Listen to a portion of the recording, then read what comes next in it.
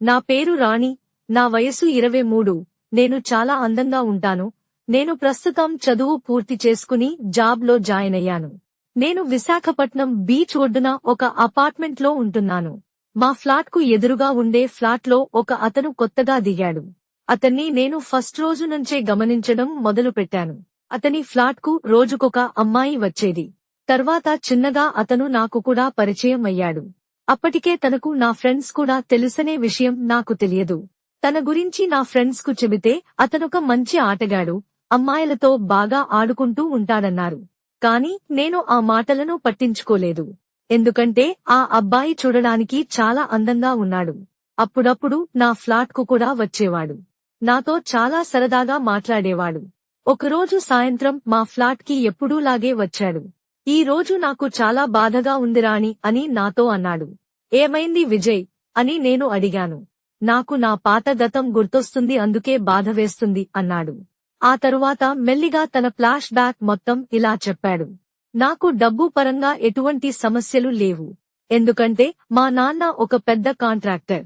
నాకు ఇది కావాలి డాడీ అని మా నాన్నకు ఒక్క ఫోన్ కొడితే చాలు, మార్నింగ్ కల్లా అది నా ముందు ఉండేది. నాకు నచ్చిన బైక్, కావాల్సిన కారు అన్నీ మా డాడీ కొనిచ్చాడు. కాని నన్ను ఒక అమ్మాయి చాలా బాధ పెట్టింది. నాకు గతంలో ఒక అమ్మాయి ప్రపోజ్ చేసింది. మొదట నేను ఆమె ప్రేమను అంత సీరియస్ గా తీసుకోలేదు. కాని తను మాత్రం రోజూ నా వెంటపడేది. అలా కొన్ని రోజులకు ఆమె ప్రేమకు నేను పడిపోయాను. నేను కూడా ఆమెను ప్రేమించాను. కాని ఆమె నన్ను యూజ్ చేసుకుని వదిలేసింది. ఎక్కడైనా అమ్మాయిల్ని అబ్బాయిలు యూజ్ చేసుకుంటారు, కాని నన్ను మాత్రం ఆ అమ్మాయి బాగా యూజ్ చేసుకుంది. తను ఒకరోజు కాలేజీ ఫీజు కట్టడానికి ఇబ్బంది పడినట్లు నాకు తెలిసింది. నేను వెంటనే నా డెబిట్ కార్డ్ తనకే ఇచ్చాను. నీకు ఎంత కావాలంటే అంత తీసుకో అని చెప్పాను. నాకు చదువు మీద అంతగా ఇంట్రెస్ట్ లేదు. అందుకే బాగా చదువుకునేవాళ్లకైనా సాయం చేయాలని నా మనస్సులో ఉంది. ఆ అమ్మాయి చదువులో ఫస్ట్. ఆమె బాగా చదువుకునేందుకు అన్ని రకాలుగా నేను అండగా నిలిచాను. తను డిగ్రీ పూర్తి చేశాక గవర్నమెంట్ జాబ్ కోసం ప్రయత్నించింది. అప్పుడు తను జాబ్ కోచింగ్ తీసుకునేందుకు, తను ఖచ్చితంగా జాబ్ సంపాదించుకోనేందుకు నేను డబ్బు పరంగా అన్ని రకాల ప్రయత్నాలు చేశాను, అండగా నిలిచాను కూడా. ఫైనల్ గా ఆమె గవర్నమెంట్ జాబ్ సాధించింది. తనకు జాబ్ వచ్చిన విషయం కూడా నాకు చెప్పలేదు. వేరే వాళ్లు చెబితే అప్పుడు నాకు తెలిసింది. ఆమె చదువుకోవడానికి నేను ఖర్చు పెట్టిన డబ్బు గురించి అయితే నేను బాధపడట్లేదు.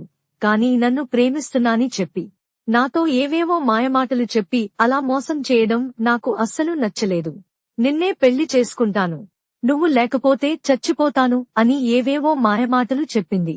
అప్పటికీ నా ఫ్రెండ్స్ కూడా నాతో చెప్పారు, ఆ అమ్మాయి నీకు బాగా డబ్బుందని అలా నాటకాలు ఆడుతుంది, ఆమెను నమ్మకు అని చెప్పారు. కాని నేను వినలేదు. ఆమెను చూస్తే అలా మోసం చేసే అమ్మాయిలా కనిపించదు. కాని మొత్తానికి నన్ను నిలువునా ముంచిందనే విషయం నాకు చాలా రోజులకు అర్థం అయ్యింది. ఎవరైనా అమ్మాయితో ప్రేమలో ఉన్నప్పుడు రొమాన్స్ అవి ఇవి అని అడుగుతారు.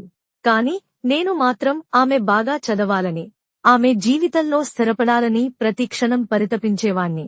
ఆమె మోసం చేసిన తర్వాత తెలిసింది, అమ్మాయిలను వాడుకుని వదిలేయాలి కాని సీరియస్ గా తీసుకోకూడదని. అందుకే ఇప్పుడు రోజుకొక అమ్మాయితో ఎంజాయ్ చేస్తున్నాను. ప్రతి అమ్మాయిని తనివితీరా అనుభవిస్తున్నాను. నా మొత్తం తన గతాన్ని అంతా నాకు చెప్పాడు. నాకు తెలిసి అతను వయసులో నాకన్నా చిన్నవాడే అయ్యి ఉంటాడు అనుకుంటున్నా. తరువాత తను నా దగ్గరకు వచ్చాడు.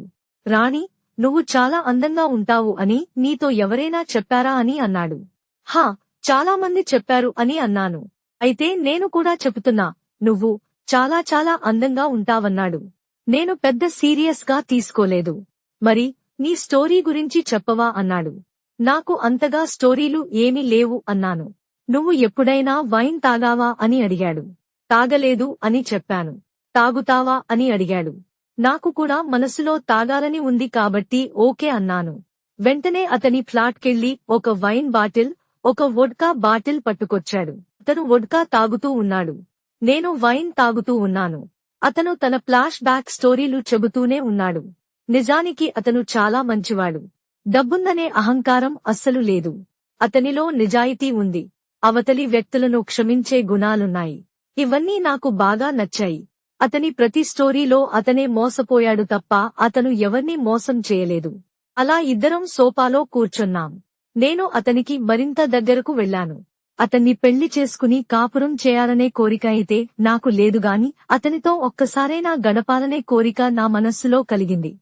కాని అంత ధైర్యం చేయలేకపోయా. మందు మత్తులో ఉన్నా కాబట్టి నా మనస్సులోని మాటలను అతనితో చెప్పాను. అతను మొదట కాస్త ఆలోచించాడు. తర్వాత వెంటనే కమిటయ్యాడు. తర్వాత ఇద్దరం మా బెడ్రూంలోకి వెళ్ళాం. అందులో అతనికి బాగా ఎక్స్పీరియన్స్ ఎక్కువగా ఉన్నట్లుంది. జేబులో ఆ ప్యాకెట్ కూడా పెట్టుకున్నాడు. కుర్రాడు నాకు మంచి సంతృప్తి ఇచ్చాడు. జీవితంలో ఆ రోజును నేను ఎప్పటికీ మరిచిపోలేను. అంతకుముందు నన్ను ఇంకో అబ్బాయి కిస్ పెట్టుకున్నాడు. కాని ఫస్ట్ టైం శృంగారంలో పాల్గొన్నది మాత్రం ఇతనితోనే. ఆ క్షణంలో నేను అతనితో ప్రేమలో పడిపోయాను. అయితే అతను నా దగ్గరకు పక్కా ప్లాన్ ప్రకారమే వచ్చి నాకు వైన్ తాగిపించి ఫ్లాష్ బ్యాక్ చెప్పి నాతో ఆ పని పూర్తి చేశాడా అని ఒక్కోసారి నాకు డౌట్ వస్తుంది. కాని అతన్ని చూస్తే అలా అనిపించదు. ఏదో క్యాజువల్ గా వచ్చాడు. నేను టెంప్టింగ్ అయిపోయాను. అందుకే ఆ పని పూర్తి చేశాడు అని మరోసారి అనిపిస్తూ ఉంటుంది.